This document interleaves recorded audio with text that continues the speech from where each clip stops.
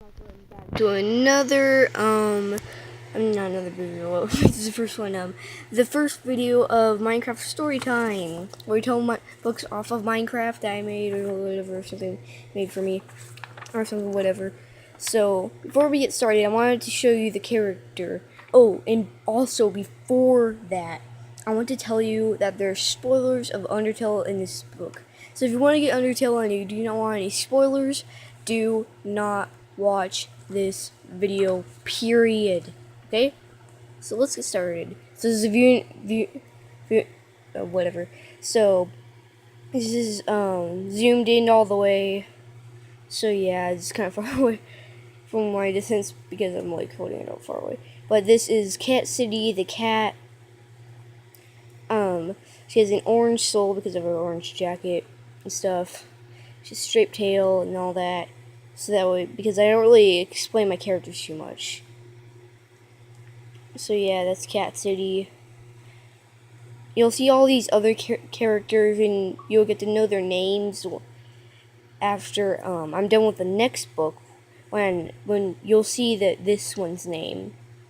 Because I'm not giving you guys spoilers on the next book. Okay? That's the deal. So yeah. And that one's not supposed to be based off of Toriel, okay? That's not one. That one's not supposed to be Toriel and a jacket, okay? So let's actually get started with that video. It took me like one and a half minutes to explain. But yeah, I got one of the scenes drawn, and oh, there it is. So let's start making another thing. Okay, so Katsity's story. Katsity, here we go. Day 1. It was so fun to hang out with Dad in the laboratory. My job is to watch all the things and make sure nothing goes wrong. I did a pretty good job on that. Today was a big day, though. My dad was going to make a twin copy of me and turn it into a cat. Even though it doesn't sound very interesting, no one was able to do that. We couldn't share how we did it because someone might use it for it. Guys, I'm just so embarrassed right now because I'm bad at making stories and I'm sure embarrassed. Day 2. I heard some knocking on the door. Dad told me to stay in the lab. Today he was wearing a black lab coat. I watched the dumb twin run into the glass wall to the cage it was in. I heard the murmurs of talking upstairs. I heard my dad screaming. I went upstairs as quickly as quietly as I could. I peeked out to see 2 men carrying out my dad in a rug. He was still alive. The 2 men were talking about dropping him inside Mount Ebit or whatever it's called. I quickly grabbed my orange jacket with brown fake fur on the rim hoodie. On the hoodie, kind of like Santa's jacket, but a little bit different. Kind of like you already saw Katsity. It was walking distance from my dad's house to Mount Ebit, of course. Yep, I'm correcting the story. Don't blame me. So I quietly followed the 2 men to the mountain.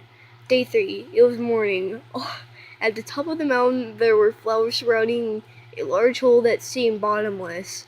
I took a closer look. Sorry guys, my dad was calling me, so there were flowers surrounding a large hole that seemed bottomless. I took a closer look at the hole. All of a sudden I felt a push on my back. As I fell, knowing I would die, I turned to see my dad. He had a big smile on his face, and then he said, "I'm not really your father. I used to live down here." And then everything went black. Day 4. I woke up. I was in a house, laying on a couch. I was too scared to say a thing, even to call for help. I felt too hot and took off my jacket. That's when I discovered I was a cat. Panicking would do nothing, so I just sat there, breathing fast, my heart beating as if I was playing a horror game. Actually, no, I was in the horror game. That's even more terrifying. I heard a voice. It didn't sound like the man who fake kidnapped my dad, though. Maybe she's awake. I'll go check on her. I knew that person was talking about me. I heard footsteps walking towards me, and I saw him. He was a skeleton as tall as me, wearing a blue version of my jacket along with the white stripe through through each blah blah blah, each side, and pink slippers covering his feet. "You're awake," he said. I didn't see a thing. I just looked at him trying to hold back tears. And another guy walked in. He was very tall and he wore a white lab coat. He was also skeleton in the room. He had a hole in each hand. He cracked one for his right eye, pointing up, and another crack on his other eye, like his left one, but it was going down to his toothless mouth. I was even more scared. There's no need to be afraid. You're kidnapped by humans after you're born. He seems so nice. Hi, I said. I couldn't believe it. I was talking to the ones who made every human who fell down never return. I'll take you to your room. It's been a while since it's been having someone in it.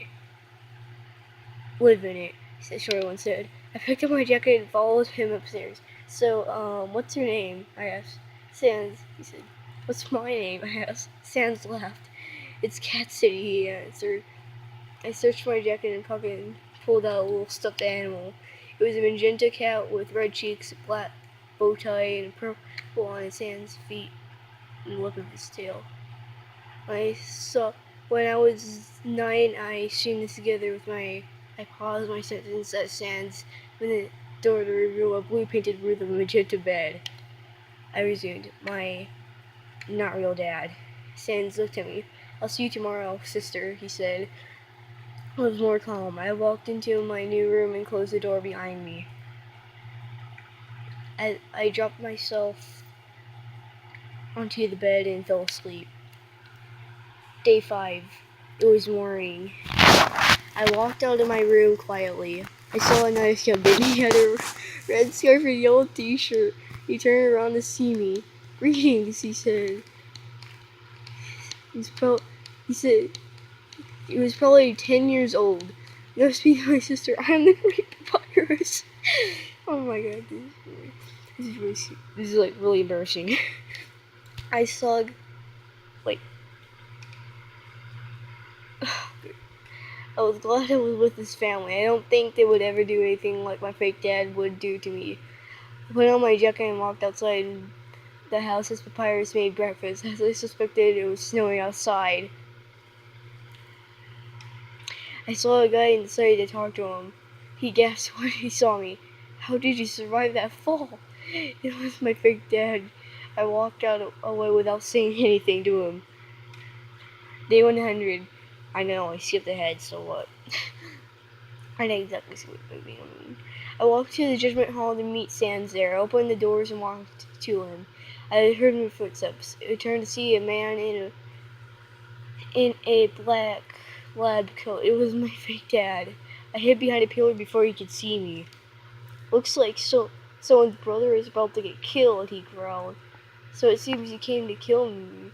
Well, you're going to have a bad time that, buddy, Sans said, his words echoing through the hallways. His left eye stuck into the blue fire inside it. And these weird-looking skulls that shoot rays of blue spawned in there. They're gaster blasters. My fake dad smiled and ran toward Sans with a knife in his hand. Sans had no time to dodge. I couldn't let one of my brothers die. All of a sudden I was in front of Sans. A knife was stuck into my chest.